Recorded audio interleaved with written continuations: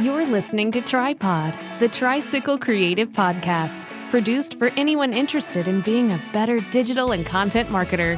Host Ross Erosion is a marketing coach, content creator, and entrepreneur who brings you helpful tips, social media updates, inspiring interviews, and his own unique perspective on how to tell your story and grow your business. So sit back, relax, and let's get pedaling. Rewind. It is the show that you tune into to learn all about the things, the marketing stories that you may have missed during the month of August. Here, I even made a super fancy open. Let me show you. Let me show you what it looks like. It goes like this. Oh my God, it's the marketing stories you need to know. And I made that. Are you proud of me? You should be. I am joined on the show, as always, by my co-host, Hillary Houghton of Social HQ. Hillary, I'm trying to unmic you. You chose to mute yourself. I chose to mute myself. I'm trying embarrassing me. Share this at the same time, and I hear your voice in all different directions. We did like an hour walkthrough yesterday. We've been on here for 30 minutes, and immediately she comes in and muting herself, going rogue on the plan completely. Jeez Louise, how are you doing? I like to keep you on your toes, Ross. You do. My flip-flop wearing toes right now. So how are you on this Thursday? Doing great. It's a beautiful day here in Austin, Texas. I have no complaints. It is. It's weird because we got like storms to the left of me and storms to the right. Here we are, stuck in the middle with you, talking about our three, I'm not going to say favorite.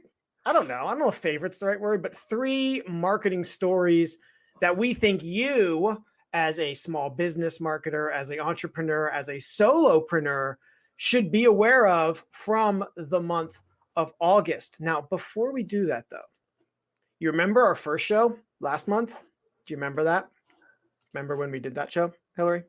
Oh, I remember. I didn't know you were watching. Of course. No. They definitely remember. They definitely remember. That's why they're here right now. Totally remembered. No, last month was our first Rewind show. We had a sponsor.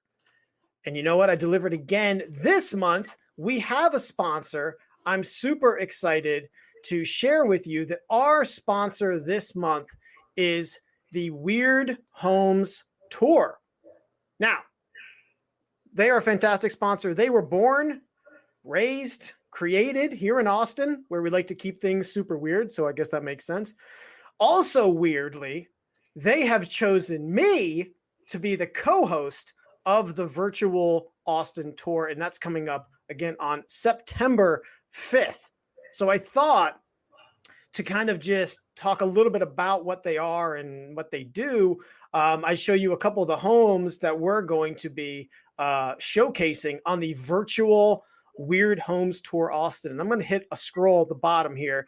If you go to their website and you want to buy the virtual ticket and book package, which is great. I have the book, but I don't have the book here. I left it. It's my coffee table book. So it's on my, apropos, it's on my coffee table. You can get their book, which is amazing. And you can get tickets to the virtual tour if you use promo code TRYWEIRD. We took Tricycle, we took Weird, we just put it together. So one of the homes, so this is one of the homes I'm going to be in, is the giraffe home. So a lot of giraffes. I have some idea going into these, what I'm in for, but not full idea. So this is going to be why I think maybe they picked me, is because I don't know all of these homeowners and the ins and outs. So we have the giraffe home. This is another one that I'm going to be diving into. It's a pun because it's called the Aqua House, and it is a pool that, as you can see, is inside a house. I mean, Hillary, seeing this, like, don't you feel like this would make all of this coronavirus like a little more tolerable, having a pool? Absolutely. Can I visit? What's that? Can I rent? Can I visit? I love that. Right? Yeah. And it's got a slide in the back too. You can see that's just amazing. Too much. It's too rich. You're just jealous. You got all that haterade sending it their way. Then now this picture doesn't particularly do this home justice, but this is another one I'm going to be at. And this is it's a tree house. So super excited about that. We have a bank, formerly a bank, but now a home. Oh, stop. I mean, it's crazy, right? Look at that. That's got to be just awesome to live inside. I have posed the question. If you live in the bank house, do you think that you set your bedroom in the giant safe that they have? That might not do well with my claustrophobic tendencies. Oh yeah, we just found I out. would be like, Tell the I'm people. locked in here. Are you comfortable sharing your phobia? Oh, it's like non-diagnosed. Yeah, Ross and I were just talking about the fact that I absolutely cannot stand elevators. I have a deep-seated fear of being stuck in one and not being able to get out. I don't know why. I was curious also, and I did ask this in case you are curious out there. I asked, are you scared of going up on them or going down on them? And you're just like, the whole elevator experience. The second those doors close, I'm like...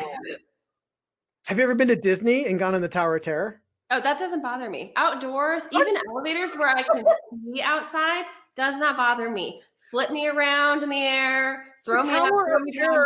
It's literally, wait, you're scared of being stuck in them. I'm being scared of stuck in them. Tower of Terror, I mean, unless it breaks down, Yeah. is not, it's just the dropping.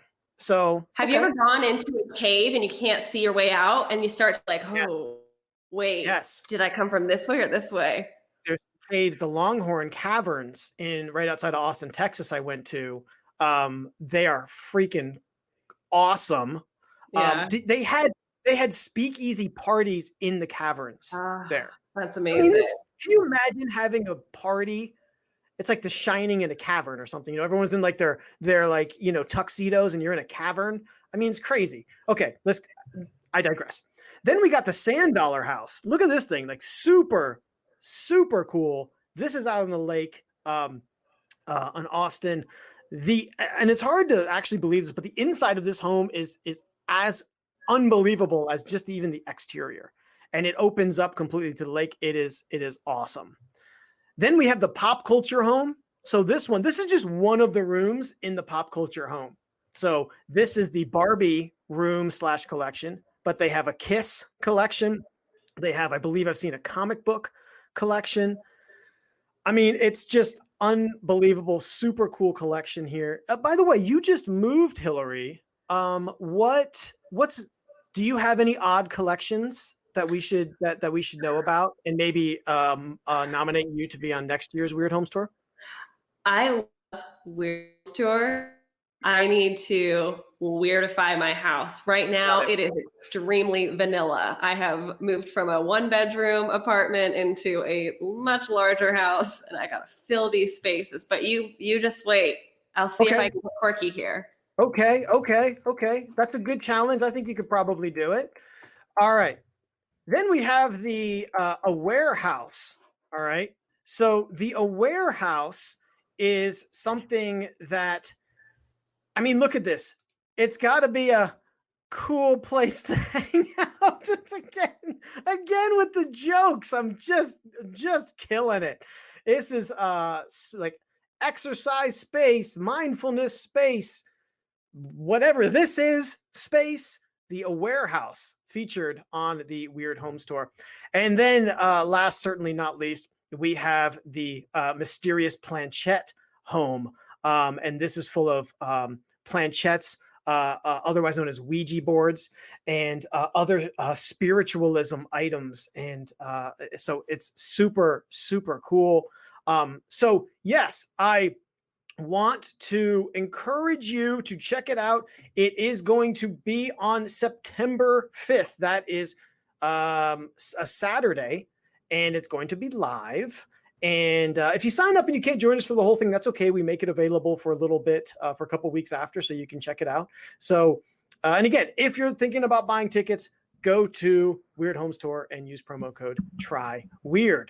Okay, so now we are ready to jump in to our what you're here for, Rewind, our marketing stories from August that you need to know. Hillary, are you ready? I am bursting at the seams. Whoa, that's a lot of enthusiasm. She really brought it, folks. All right. So our first topic is the ongoing, we touched on this a lot last month, but this is how these stories go. Things It's hot evolve. right now. We got to talk about it. I feel like we would be dum-dums if we didn't talk about it. Oh, The there you TikTok, what I'm calling ticker tape. So here is a whole rundown series, if you will, of what has been going on with TikTok.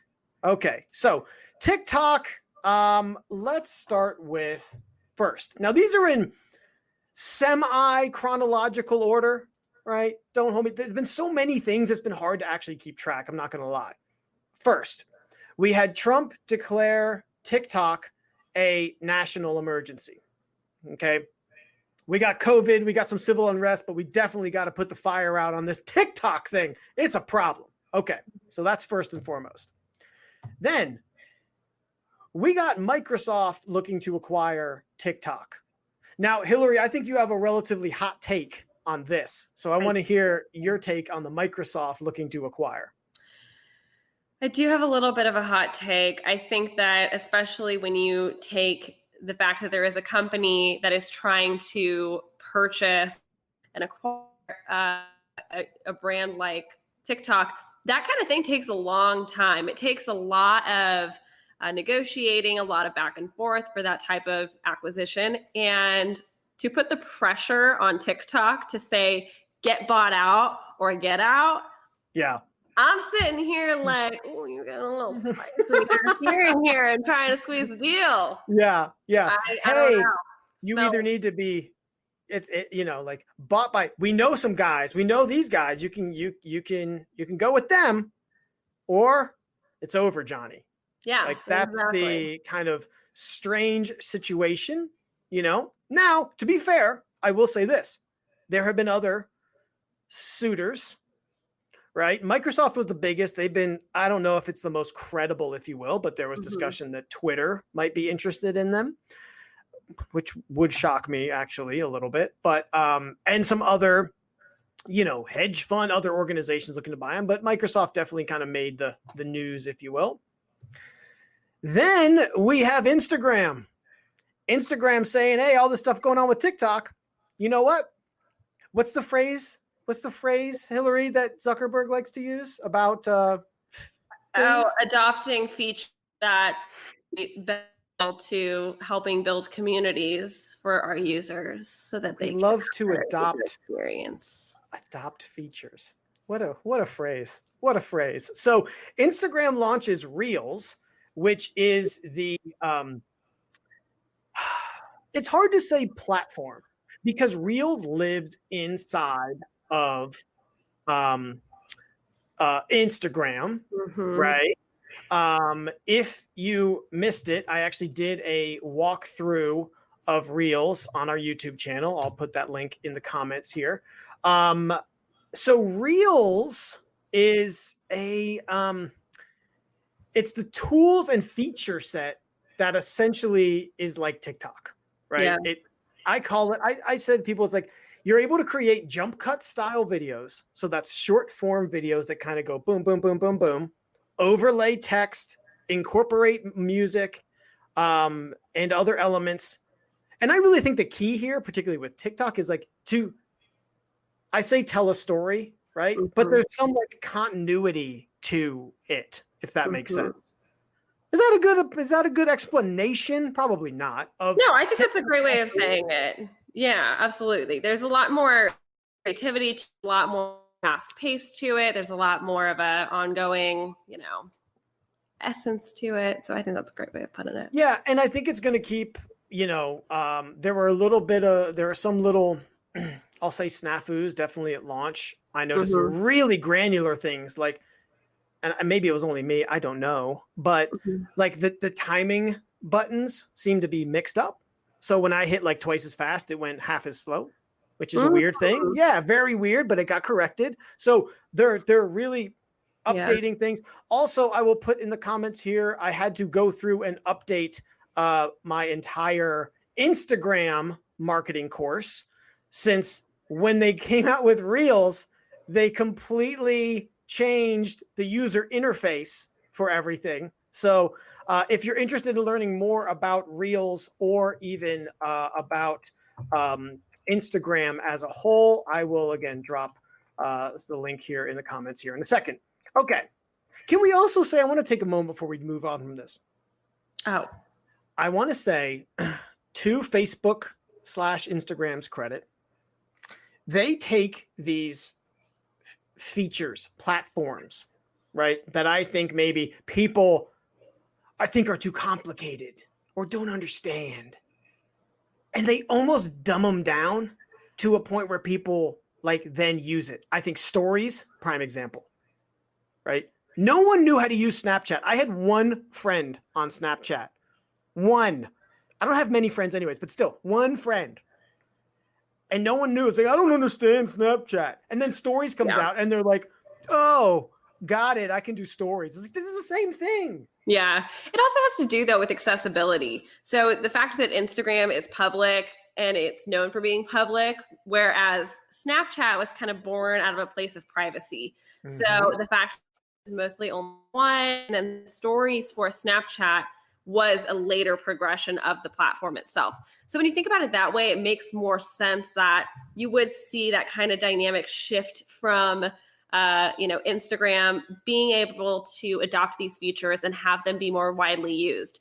That being said, call a spade, definitely took a lot of features that you would see on TikTok that made it so easy to use and put it into Instagram. But one thing I will say that's really interesting about the difference that's still there has to do with the usage rights of audio. So what you do with TikTok is you're not seeing as much of the like copyright issues, whereas there's a lot of red tape that Instagram follows, and rightfully so. But it's still very easy for users on TikTok to make their own sounds and then have it go viral. And instead of getting pissed off that they're not getting paid royalties on their sound, they're excited because they're viral and their searchability is there. So there's just a different dichotomy of how those platforms run and operate as a whole. To that point, also, Instagram makes a distinction between a business, personal, and now creator account. So maybe that's a discussion maybe for a different day. They now have 3 different types. But when you're a personal account, you can use the music sticker and you can use music inside of Reels. However, if you're a business account, nay. You cannot use the music button in Reels isn't even there. It's not even there. And the music sticker in stories, not there. Yeah. So this is something, and I don't know where your head is at on this. When people are first starting out on Instagram, if they're starting an account, I actually usually encourage them to keep even if it's for a business or brand, to keep the account personal, right? To focus more on audience building. Because I do believe that Instagram treats business accounts and maybe now creator accounts a little bit different, maybe a lot of bit different. And I think it's easier to grow your audience when you're on a personal account. Now, there's benefits to be had when you move over and switch over to a business account. But you can do that at any time. So build your following on a personal account. Let's just call it 1,000 fans. I don't know. That's just an indiscriminate number I'm throwing out there. And then if you want the benefits of business, consider switching over there. But you will lose all that music functionality. So depending on how much of that you want to be part of your brand, it's important to think about. Yeah, I think that there's pros and cons. I think it really depends more on what industry that you're in if you're going to be taking that route. So, for example, if you are a personal brand, so that can be a personal trainer or a dentist or a chiropractor, that might be a really fine approach because you are always going to be the face of the business. So you're always going to be that personal touch. However, if you're somebody like Dunkin' Donuts, or if you are a bug spray company, don't have a face, and it might be a little bit more difficult to build credibility with your audience if you're taking the personal approach. So Sure. that's where I think that there's pros and cons to both. I usually have a more difficult time getting my clients who are like, I want to be a personal account. I'm like, the difference is kind of marginal. Yeah. I mean, Facebook absolutely does treat businesses and personal users very differently in the way that they share information. Mhm. But people don't use Facebook differently when they're a business or when they're a person. Yeah. So what ends up happening is that they have a personal account advantage, but they're using it like they are a business. And that's a way to bamboozle your audience a little bit and have them get frustrated. So that hurts your credibility in the long run. So it's a toss up. You can do it correctly, but a lot of people get too excited and then they just spam their friends. The bamboozle. Any time we can use bamboozle in the business context, I think is really a win for our listeners and even for our own businesses. So, okay. So we have Instagram launching Reels, but there's more. More stuff has happened. Okay. We have another competitor entering the ring when it comes to these jump cut style videos. Now, it is called Triller. Now, here's the thing. I know things. What a bold and really thoughtful thing to say. I know things. I didn't know nothing about this Triller, but I'll tell you who did. Hillary Houghton. Hillary, Sure. Tell us about your experience on Triller. Oh gosh. Well, Triller's not new. It's gaining popularity because it is very similar to the same style. I almost want to say that Triller actually came out before Musical.ly did, which is Musical.ly turned into TikTok. Okay. But Triller was much more of a editing app than it was a social platform. So similar to the rise of Instagram, when Instagram first started and when it was in its infancy, it was strictly a editing platform, just like Visco, just like Lightroom. That's really what it was used for. So we had these really crazy, saturated, looks like it was on a film, super aggressive, a lot Matrix of style. I loved it. Like the saturation levels cannot be tamed on my old Instagram. I cannot be tamed. So you evolve from that type of, editing and then putting it on your Facebook to then they get the social media traction going. And it pissed Facebook off. Like, I'm going to squash you or we're going to buy you. What do you want? All this is congressionally taped. Or no. Or we're going to adapt features. That's in the squash you. Oh, okay, sorry. Yes, interchangeable. We're going to buy you, or we're going to adopt features to build community. Wholesome. Okay. Wholesome.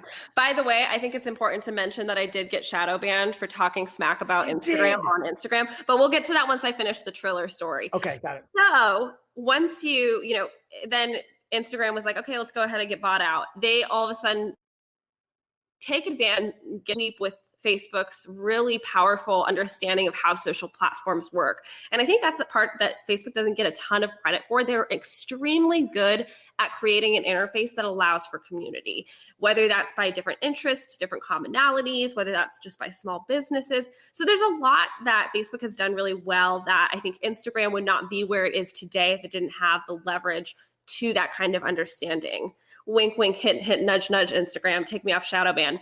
But that being said, TikTok, Triller is a little bit more of that, it got that rise and then now it's to get in the space of the social media world. And it didn't take off quite as strongly. But TikTok has paved that way so that now people are more comfortable with how to use that. Triller has a model to be able to work against to become more of a social platform. But I still don't see it as being as Didn't effective. You say Triller also started as just lip sync and music stuff? Yeah. Like that was like its bread and butter, if you will. And it was limited. They only had a certain amount of licenses that they could use. It was like very limited platform at the time. So it was only Maroon 5 songs and Smash Mouth, something like that. And right? Were they good tunes? And I knew you'd know. That was the test. That was the test to see. She's on. She's going to have to take that Triller account to private. Before we move on to our last one or two things, do you want to talk ever so briefly about your shadow ban and what that means? Or I can tell. So But here, part of my job. A shadow ban is when your platforms work against you. They turn on you. So essentially shadow ban is, they do turn on you. You can get shadow banned for a lot of things. We can get into all the debate about, what power social platforms have over free speech, la, la, la, la. Anyways, it's still their platform. As you like to say, Ross, it's their playground. We're just playing on it. So I got put in the timeout sandbox because I decided to make my first Reels calling out the fact that the Reels platform essentially stole the TikTok platform, which it did 100%. Like, put the two next to each other, and it did. But I so bravely, with my 1,000 followers, decided that I was going to go in there and make a statement.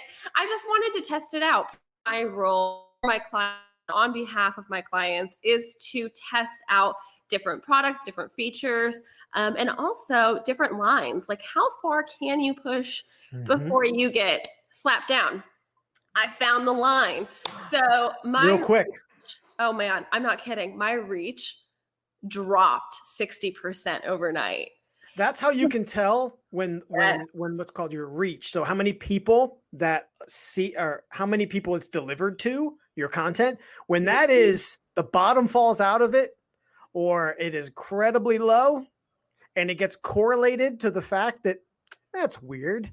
That's weird that this particular piece of content was criticizing Facebook, and I have real head scratcher there. So for those of you out there who wonder if you've heard, or maybe you've never heard, but shadow ban, it is 100% a thing that can happen. So we move along. She's going to do something. This will shock you to know, maybe, but coming up, we are going to be talking a little bit about Facebook's voting center. And that is going to be an opportunity for Hillary to say good things about Facebook and get back in their good graces. So, but we still got more on TikTok. I know it's hard to believe. And I feel bad for IGTV a little bit. IGTV is, I don't even know what the proper grammar is for this anymore. Long form video content. Long form video content. To compete with YouTube. Everyone wants to take down YouTube, but listen, it ain't happening. But they're trying. They wanted to do that, so they came out with IGTV, and that was long form video content. And let me tell you, IGTV used to be found in your Discover tab, used to be in your feed. Good luck finding it now, because Reels has essentially kicked it out of its bedroom and locked it in the basement. It's, it is a IGTV. It's also barely part of the platform itself, and it even now has a standalone app. So they came out with an IGTV standalone app, which I can't imagine. I don't know who's downloading that. I feel like that was the box that you put all of the stuff in your house that eventually just goes out into the garage and kind of gathers dust. That's what IGTV turned into. So IGTV for now is out. I don't know if it was a failed experiment, if it was something that they're going to stick with, if it's something they're going to give up on.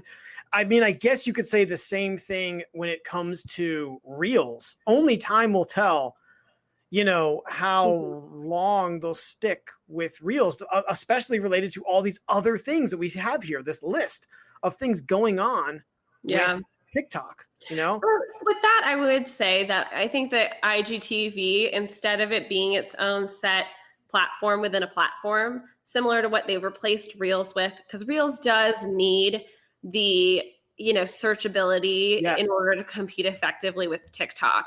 Because with TikTok, you can scroll endlessly, get lost in it, and you can't do that if you're constantly switching back and forth between a filtered photo to a Reels to a cinematograph. So there's just too much difference there for people to get lost in the platform.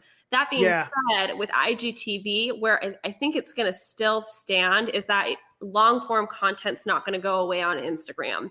So anyone who has been around on the platform knows that we started only with 15 seconds of video. We were really limited in how much you could share, whether that was as a person or a brand, and it limited your creativity.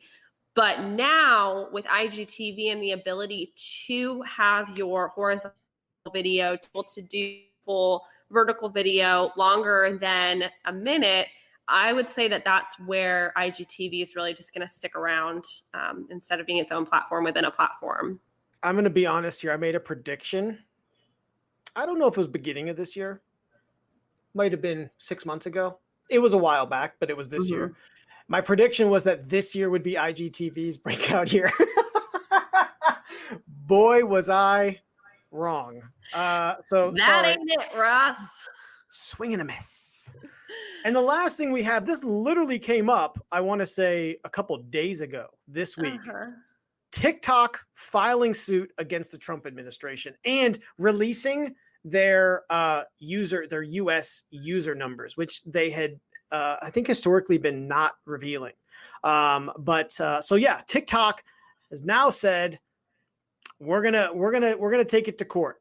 So this may pop up in our September rewind video. I don't think this thing is over yet. It's still so many stokes in the fire. It's so many moving pieces. I was being a very rude co-host and looking at my phone because I saw Wall Street Journal said Walmart said it has held talks about joining Microsoft's talk operation. What? Yeah. What? Yeah. It's like, what? And the TikTok CEO yesterday stepped down after 3 months. We don't even have time to prepare for this show because it's in real time. What is going on? The big play I would see for Walmart there is that they're going to be like, listen, we're going to be the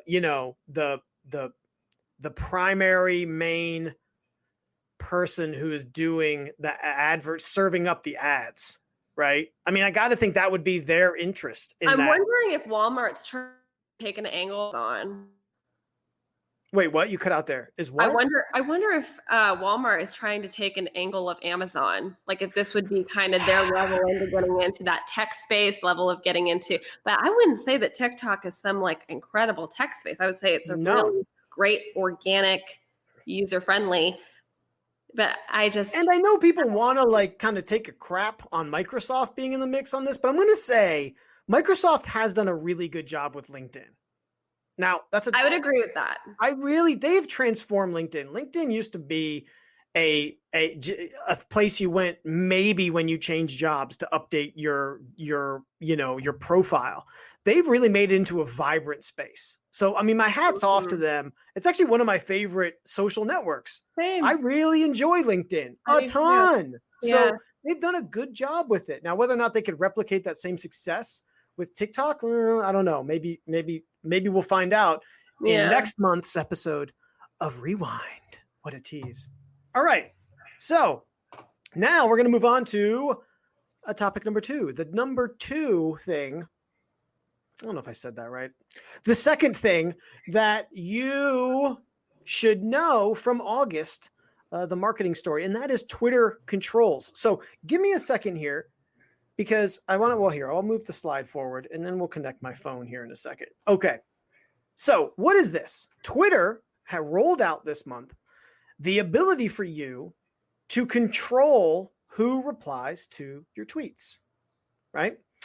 Now, this exists on Facebook. You can set up like, lists. Very few people do it as far as who even sees your tweets, who replies. There are, again, to Facebook's credit, very granular controls over who sees and can comment on posts.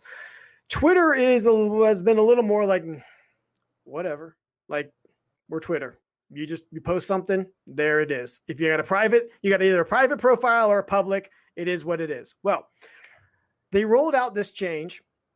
And here, give me a second here. You want to talk a little bit about this while I connect my phone? Yeah, Twitter has been a breeding ground for trolls. And what? When did this happen?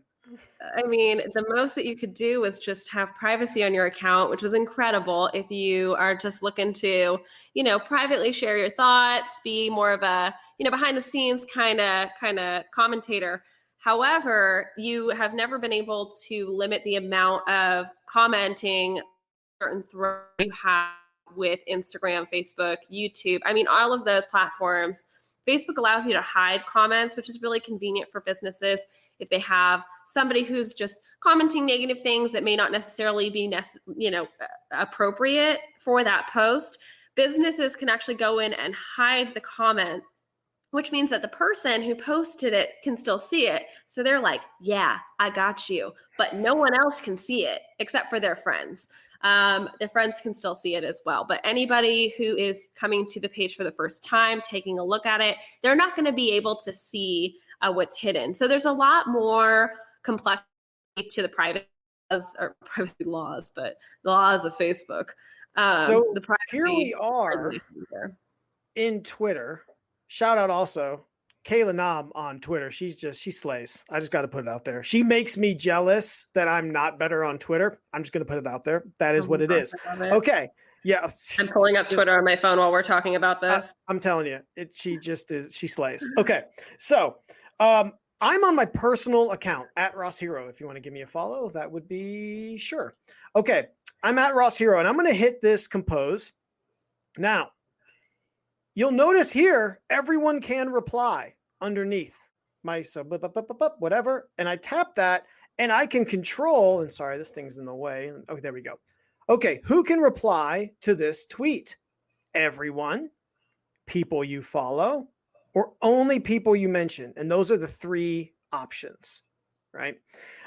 So now the reason why I bring this up first in my personal account is because this could just be that they're rolling this feature out in batches. Yeah. But when I switch over to my business account at Hello Tricycle, what's your tweet? Throw it out there, Hillary. Your Twitter account if you want to be followed on it. Oh, Your Social HQ. There you go. So so maybe you can look at this on that and tell me. I don't know, because Twitter doesn't, I don't think, make a particular distinction between business. A business. But let's find out. Okay. I just want to say the other day when I came in here, this was not there. I did not have this. So you may just want to constantly make sure you're updating your app, make sure you have the most recent version. But I'm telling you, I didn't have it. So now I've debunked my own theory. Do you have this? Do you have this? Okay. I do. Okay. So it could just been a slow rollout, right? It's a slow roll. Okay. So this is that new Twitter reply function. If you're on Twitter personally or as a business, you now can control who replies to your tweets. Now you've done some. And we've both done some big brand, major brand, Twitter management. But do you see how this could be helpful to the business brand that uses Twitter? Yes and no. I see opportunities with celebrities here and with influencers who historically have dealt with a lot of backlash and a lot of directed hate towards their posts in the past. So a really great example of this is Taylor Swift. She has historically undergone a lot of negative commentary on her content, and she's openly talked about how it's affected her mental health. Yeah. So that can be a situation where I would absolutely see the need for this. And that's not to say that you're silencing people, but it is putting boundaries and control around the content that you share and the direct feedback that you have to endure. So I say that for that type of an audience or that type of a creator, that's a perfect example of where this is going to be really helpful. That being said, news organizations definitely should not be using this as far as the back and forth dialogue goes.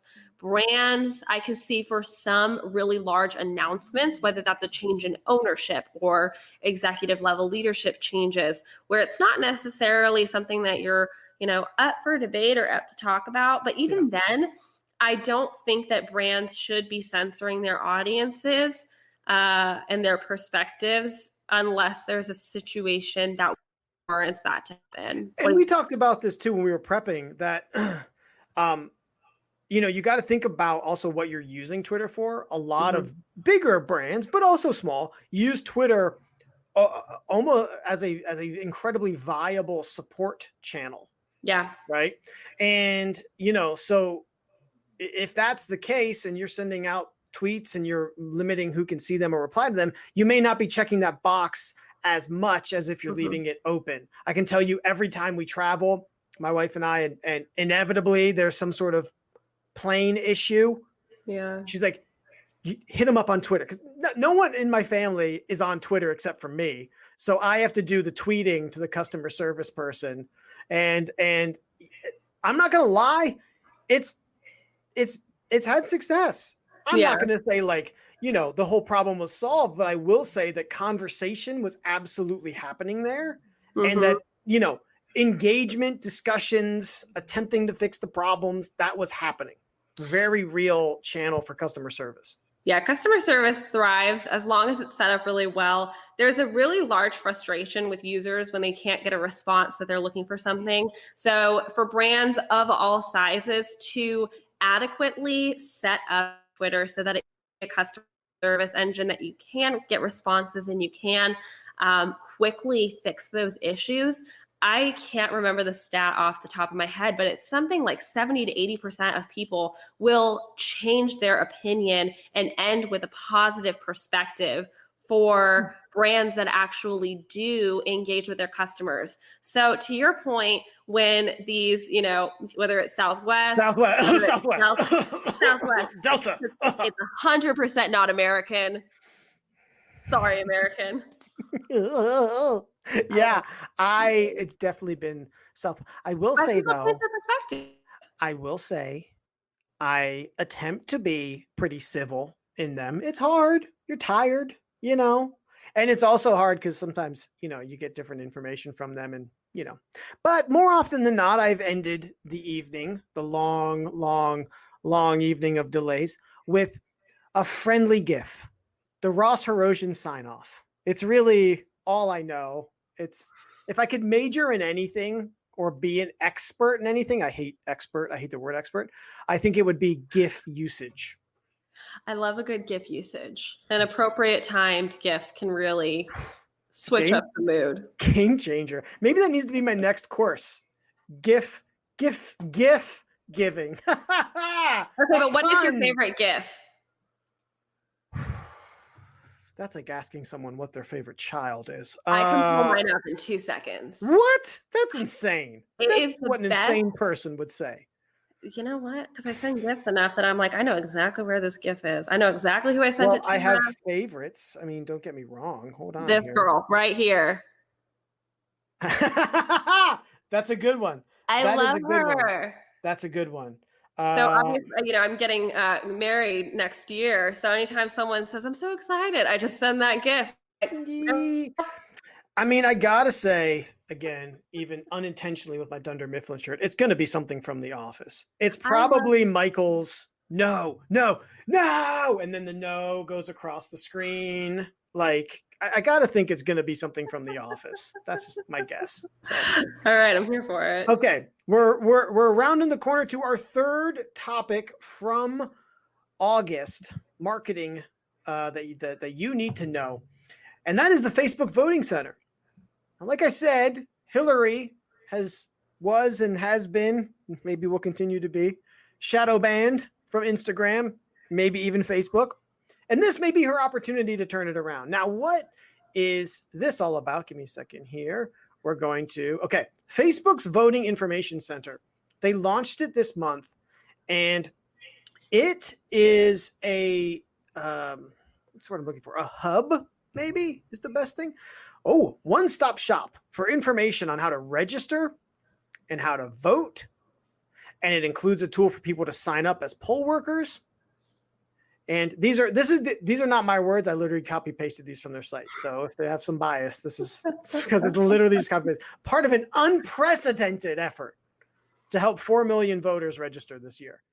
So first of all, have you checked this out? Maybe let me pull up also where people can find it while you talk about it. But have you looked at this at all? Yeah, go ahead and pull it up. I did Okay. take a look at it. I think it's a great way to get more information. And I love when platforms use this type of big, this is bipartisan. This is helpful to all sides of the aisle. I try not to say both sides, but it's really helpful for people just to be able to learn how to use their voice, especially since Facebook is geared more towards a younger demographic, even though people are older. It is still dealing with people who are in that millennial age range, who we saw in the last election did not really step forward. Gen Z, while they're very loud and outspoken about their political issues and where they stand on certain dynamics, the idea of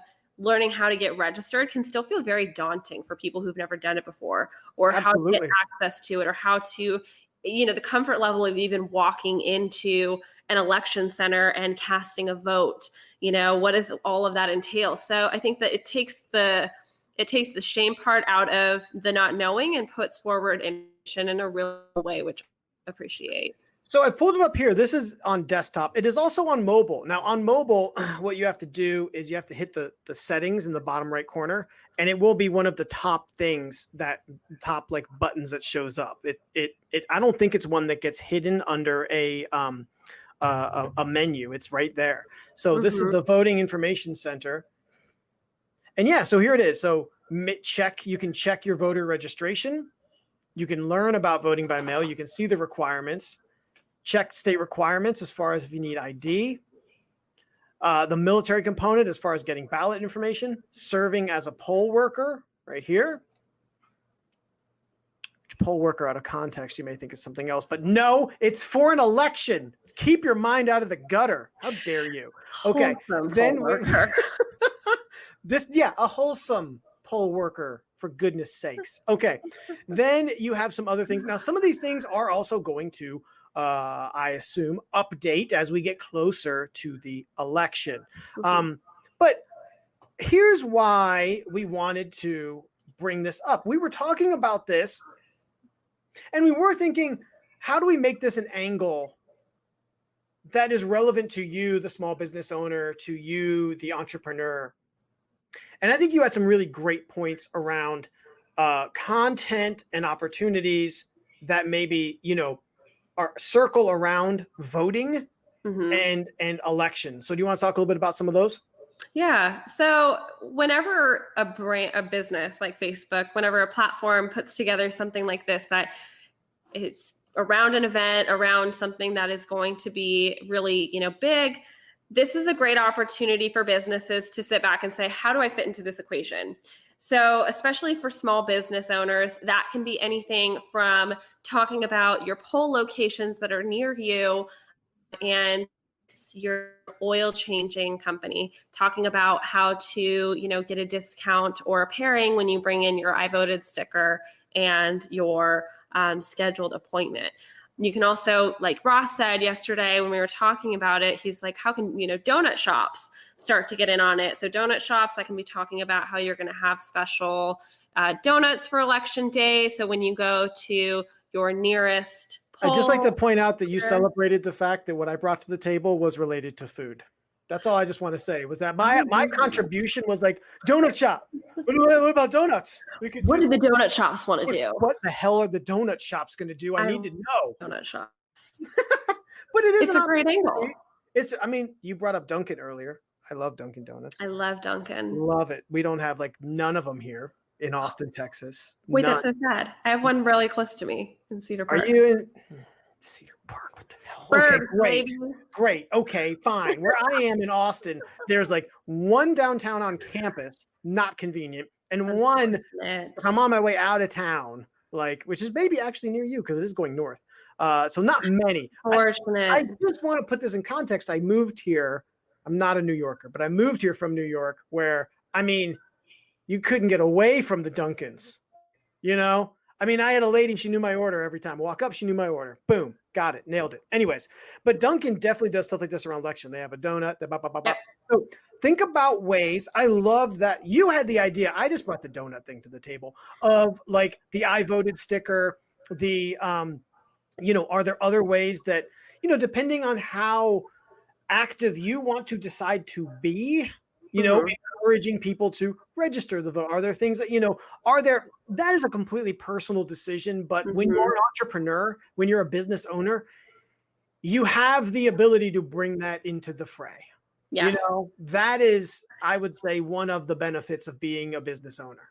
Yeah. And I would say too, that this isn't, this is a safe area where this isn't really necessarily a partisan issue. It's a collective American, anything like you would say with a holiday, even Labor Day coming up, any type of big event that is happening in your customer's life, that should be something that you're tuned into and you're thinking about, how can I jump on the train with this? What can I do in order to push this forward? But also you're getting extra exposure the more that you're talking about it, because anytime that there's a hot topic that is being talked about, when it's appropriate for your brand to become a part of that conversation, Election Day is a great example of how to bring in your brand to be able to spread the message of getting out there, getting your vote casted, and really just, being an American. Yeah. Yeah. This was, again, we didn't really have a debate, to be completely fair, of like, oh, there's another one that we're going to pick this one over. Like, I just like this story because, again, we so often will point to and talk about Facebook's follies. I did want to take the opportunity to, again, give them credit where it's due on this initiative, because you're right. It's not a bipartisan. It's a this is just register to vote, get involved in the voting process. Right. And that's what's really, really important. And if you're not registered to vote, shame, you know your name, you need to do it. Mark Zuckerberg, get me off shadow ban. Thank you. That's going to work. They're listening right now anyway, so they know all about your positive energies. Your positive. You love them. Love the guy. Zuckerberg's antenna in his head just went up. Definitely not a robot, but just saying. So with that, we have come to the conclusion of this month, August 2020, the marketing stories you needed to know from the month. But before you leave, please, I want to take another moment to say thank you to thank you to our sponsor, Weird Homes Tour. Again, I want to remind you, I am co-hosting the tour. So, don't worry. I'm only doing like 3 of the homes. So if you're sick of me already, you're only going to see me for 3 of the homes. But if you're not sick of me, what a joy. You're so nice. You can see me again on the Weird Homes Tour. It is virtual this year. Thanks, COVID. Virtual on September 5th. So please, I encourage you, go to weirdhomestour.com. Check out the Austin event that's coming up on September 5th and use promo code TRYWEIRD on the ticket and book package. And you will get a ticket and you will get a really great coffee table book full of photos. You're not reading enough anyways right now. Thanks. That's such a good coffee table book. It really is. It's such a good one. It's such a good kind of like conversation. And that's what you want in a coffee table book. You don't want something that's particularly heavy. It's tons of photos in it. Really well done. Just fantastic. And let me just say, it supports a, entrepreneur right here in Austin. So David and Shelly Neff, they're the co-founders. They are great people. If I'm not mistaken, did David introduce you and me? He did. Full circle. Full circle. What a world. David is great. I love this concept. I think it's so awesome. Yeah. So David actually brought Hillary and I together. He's a friend of Tripod. He's a friend of Tricycle. He's our friend. So please check it out. weirdhomestour.com. Before we leave, Hillary, anything else you'd like to share or tell the people how they can connect with you? Yeah, so you can always follow along with Social HQ at Your Social HQ on any of the social media platforms.